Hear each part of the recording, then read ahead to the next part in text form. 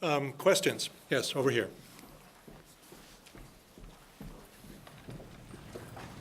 Thanks. So just real quickly, I'm a transplant from the South, and I feel like my experience is really the way to state this, but I ride my bike every day because I choose to, and I have access to gear and resources. And so all of these ideas are really great, and I really think that a lot of them are inherently equity practices, clearing the sidewalk, making sure that people with mobility challenges can get to where they need to go, having access to transit. But I didn't really hear anyone explicitly mention equity, and only one presenter kind of hit upon this idea of multiculturalism.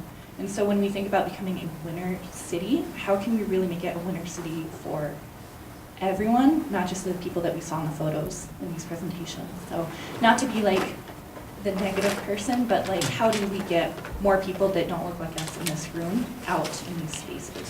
Thank you for asking that question. That's definitely an excellent question. I will say that there's been a tremendous amount of emphasis on equity in planning of the transit systems and the corridors and where the stations are, but if any of the speakers would want to. I think that a big part of the answer lies in not making spaces for people, but creating systems and platforms so people create their own spaces through rules and regulations and some education maybe, but allowing people to do what comes naturally. I mean, a lot of these things that were programmed and planned and done professionally are just like an acceleration of thing and scaling up of things that people have been doing on their own as human beings for thousands of years. And so what are we doing in terms of how we regulate and who can use and in what way our public spaces, our front yards, our businesses, our sidewalks, our, et cetera, and just allowing people to do the things that they just want to be able to do with it, in a way that doesn't infringe on the use of other people's enjoyment of these same spaces. I think that that's the only way we'll truly create equitable access to like high quality winter spaces, because we frankly will never have enough money to top down program and activate all that we have. We need to rely on just human nature and like the latent resources and abilities of all of us to get that done. I'll touch on a couple of things Metro Transit's working on. So one thing you may have heard about is the Better Bus Stops program. So what that program is doing, that was a federal grant we were awarded to improve waiting facilities in areas of concentrated poverty. And so, again, providing more shelters and waiting facilities that have light and heat, that's one opportunity. But again, focusing more on doing a lot more community outreach and engagement that had not been done prior to that in the same way, I guess, that it's being done now. So actively asking the folks that are using the space and using the service, what do you value, what do you want, how can we do better, goes a long way. And then looking for partnership opportunities again, so that we can leverage what we have, but then also how can we partner again to provide something even more and provide everyone with the dignity while they're waiting for transit, and then while you're on board, again, providing that reliable service that is, again, getting you where you need to go in a timely manner when you need to be there. Other questions? One here and one here.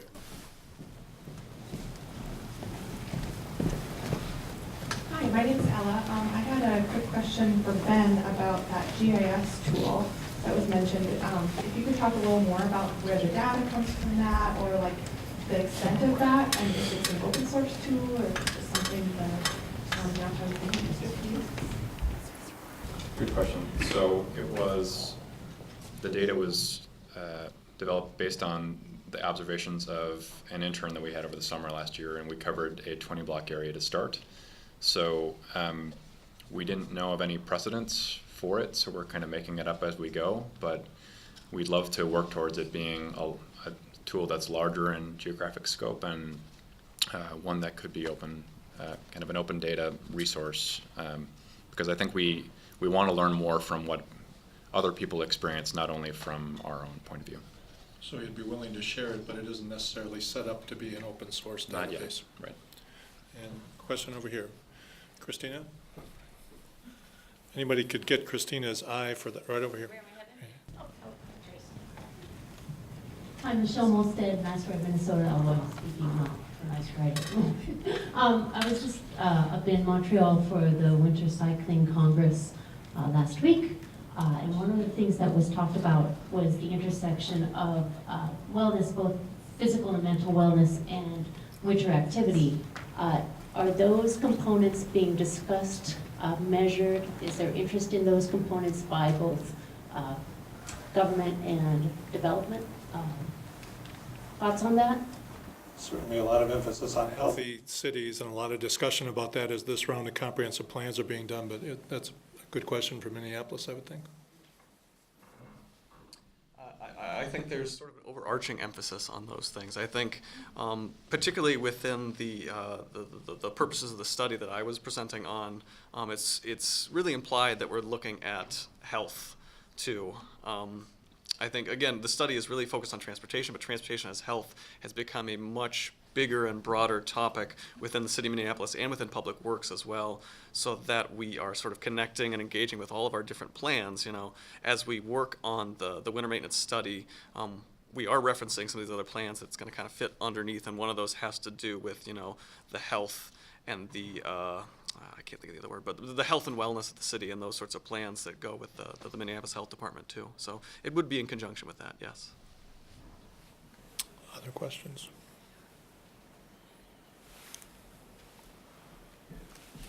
Contributing to Christina's wellness here as she's getting her steps in. I'm Joey Weitzman with the Woody Reliance Neighborhood Group, and I was curious with some of these programs of activation, how, if we've looked at other cities' policies, if there's plans for people experiencing homelessness in downtown Minneapolis, and how to also be inclusive in that way.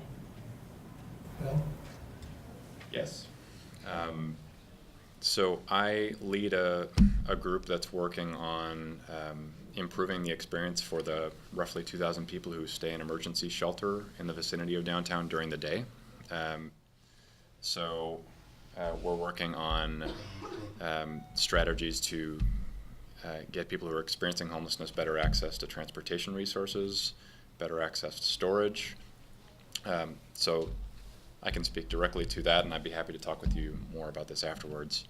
Then, in terms of the shelter system itself, there's a redesign that just happened over the last year to reduce the amount of waiting that people need to do trying to get into shelter on any given night. People are able to reserve beds a lot more. And then we have a big focus and investment on engagement and outreach.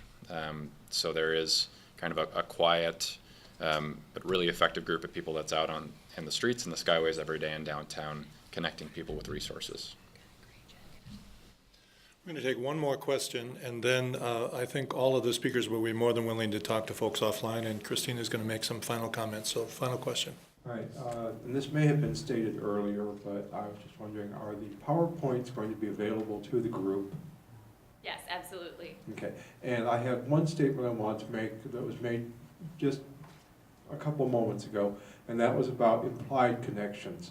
I really hate implied connections because what we imply now may not be what somebody reads 10 years from now as an implied connection, because thoughts and outlooks change. So I really would recommend that connections not be implied, but that they be implicitly stated. Thank you.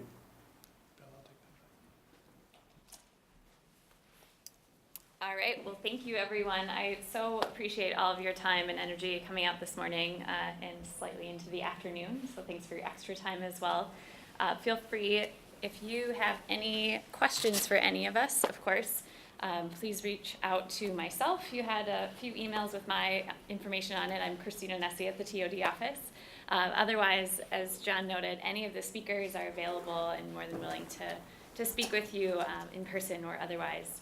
So with that, thank you all, and I want to extend a huge thank you to John and his team at Stantec, to Carol. I can't quite say thank you to Metro Transit, but thank you, to Ben in the Minneapolis Downtown Improvement District, Kurt and Minneapolis Public Works, Max and John at the Music Camp Group. So let's do one final round of applause.